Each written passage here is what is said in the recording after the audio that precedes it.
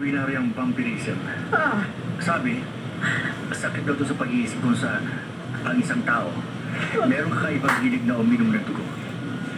Bata pa rin si Vlad. Mayroon siyang ganong sakit. Pero tinago niya ng mga magulang namin dahil takot silang mahusga ng tao si Vlad. kaya pala ng mga bata pa kami. Kinagat niya ako sa kamay nung minsang mag-away kami. Pero kahit na gano'n siya, hindi sila kapatid ng ibang tao. So, paano ang vampira si Vlad? Oo.